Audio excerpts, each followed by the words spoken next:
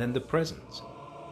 And then the presents, after the Christmas box, and the cold postman with a rose on his button nose tingled down the tea tray slithered run of the chilly glinting hill. He went in his ice-bound boots like a man on fishmonger's slabs. He wagged his bag like a frozen camel's hump, dizzily turned the corner on one foot, and by God he was gone. Get back to the presents. There were the useful presents, engulfing mufflers of the cold old coach days, and mittens made for giant sloths, zebra scarfs of a substance like silky gum that could be tug-of-warred down the galoshes, blinding tam-o'-shanters like patchwork tea cozies, and bunny-suited busbies and balaclavas for victims of hedge-shrinking tribes. From aunts who always wore wool next to the skin, there were mustached and rasping vesps that made you wonder why the aunts had any skin left at all. And once I had a little crocheted nose bag from an aunt, now alas no longer whinnying with us. And pictureless books in which small boys, though warned with quotations not to, would skate on Farmer Giles' pond, and did, and drowned. And books that told me everything about the wasp, except why. Go on to the useless presents. Bags of moist and many-coloured jelly babies, and a folded flag, and a false nose, and a tram conductor's cap, and a machine that punched tickets and rang a bell, never a catapult.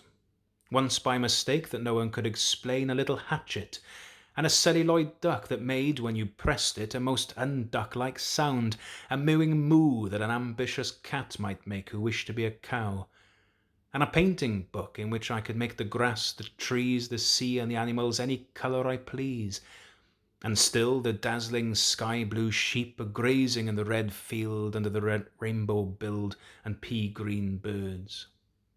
Hard-boileds, toffee, fudge, and all sorts, crunches, cracknel, humbugs, glaciers, marzipan, and butter Welsh for the Welsh, and troops of bright tin soldiers who, if they could not fight, could always run, and snakes and families and happy ladders, and easy hobby games for little engineers, complete with instructions, oh, easy for Leonardo. And a whistle to make the dogs bark, to wake up the old man next door, to make him beat on the wall with his stick, to shake our picture off the wall, and a packet of cigarettes. You put one in your mouth, and you stood at the corner of the street, and you waited for hours, in vain, for an old lady to scold you for smoking a cigarette. And then with a smirk you ate it. And then it was breakfast under the balloons. Were there uncles like in our house? There are always uncles at Christmas, the same uncles, and on Christmas mornings with dog-disturbing whistle and sugar fags, I would scour the swath town for the news of the little world, and find always a dead bird at the post office or the white deserted swings, perhaps a robin, all but one of his fires out. Men and women wading, scooping back from chapel with taproom noses and wind-bust cheeks, all albinos, huddled their stiff, black, jarring feathers against the irreligious snow. Mistletoe hung from the gas brackets in all the front parlours. There was sherry and walnuts and bottled beer and crackers by the dessert spoons, and the cats in their furabouts watched the fires, and the high-heaped fire spat all ready for the chestnuts and the mulling pokers. Some few large men sat in the front parlours, without their collars, uncles almost certainly, trying the new cigars, holding them out judiciously at arm's length, returning them to their mouths, coughing, then holding them out again as though waiting for the explosion. And some few small aunts, not wanted in the kitchen, nor anywhere else for that matter, sat on the very edges of their chairs, poised and brittle, afraid to break like faded cups and saucers. Not many those mornings trod the piling streets. An old man always, fawn-bowlered, yellow-gloved, and at this time of the year with spats of snow would take its constitutional to the white bowling green and back, as he would take it wet or fire on Christmas Day or Doomsday. Sometimes two hale young men with big pipes blazing, no overcoats, and wind-blown scarfs would trudge unspeaking down to the forlorn sea to work up an appetite, to blow away the fumes, and who knows, to walk into the waves until nothing of them was left but the two curling smoke clouds of their inextinguishable briars. Then I would be slap-dashing home, the gravy smell of dinners of others, the birds' smell, the brandy, the pudding and mince, coiling up to my nostrils, when out of the snow-clogged side lane would come a boy, the spit of myself, with a pink-tipped cigarette and the violet past of a black eye, cocky as a bullfish, leering all to himself.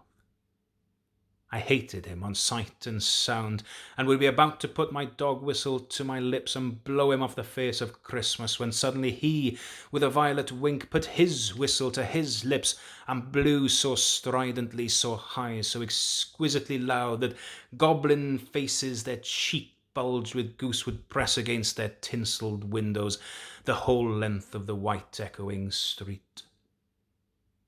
For dinner we had turkey and blazing pudding, and after dinner the uncles sat in front of the fire, loosened all buttons, put their large moist hands over their watch chains, groaned a little and slept. Mothers, aunts and sisters scuttled to and fro, bearing tureens. Aunt Bessie, who had already been frightened twice by a clockwork mouse, whimpered at the sideboard and had some elderberry wine. The dog was sick.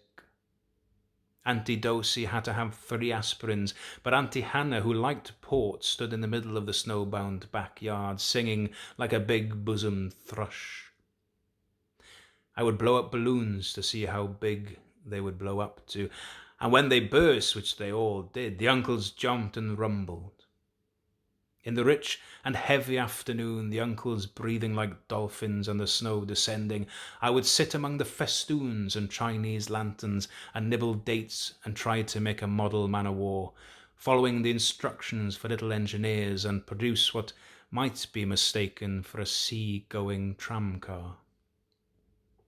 Or would I go out in my bright new boots, squeaking into the white world, on the seaward hill, to call on Jim and Dan and Jack, and to pant through the still streets, leaving huge deep footprints on the hidden pavements?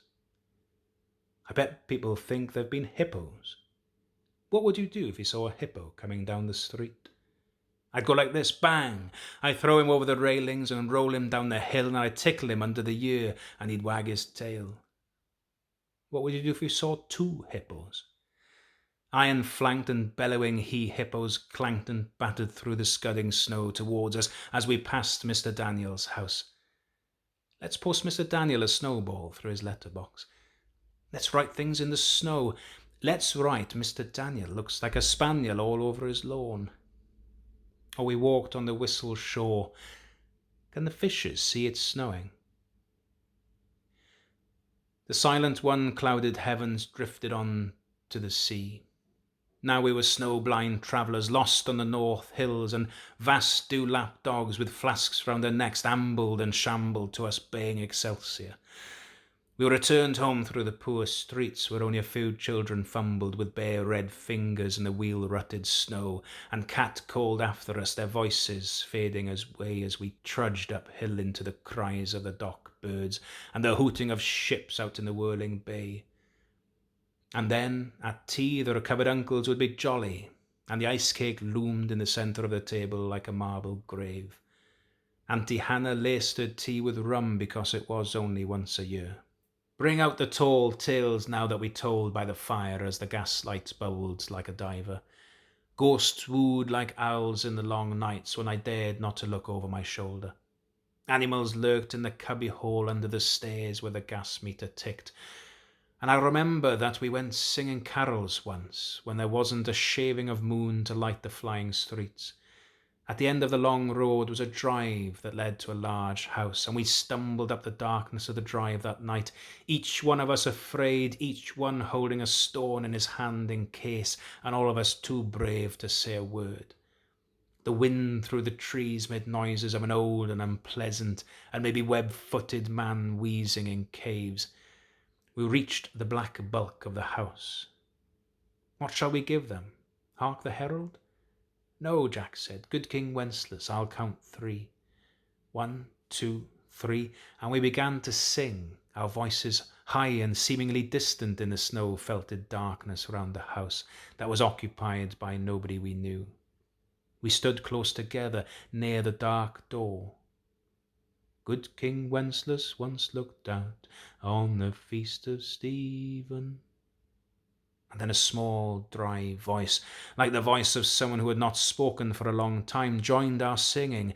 A small, dry, eggshell voice from the other side of the door, a small, dry voice through the keyhole. And when we stopped running, we were outside our house. The front room was lovely. Balloons floated under the hot water bottle gulping gas.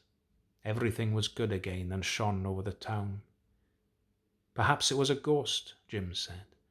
Perhaps it was trolls, Dan said, who was always reading. Let's go in and see if there's any jelly left, Jack said, and we did that. Always on Christmas night there was music. An uncle played the fiddle, a cousin sang Cherry Ripe, and another uncle sang Drake's Drum. It was very warm in the little house.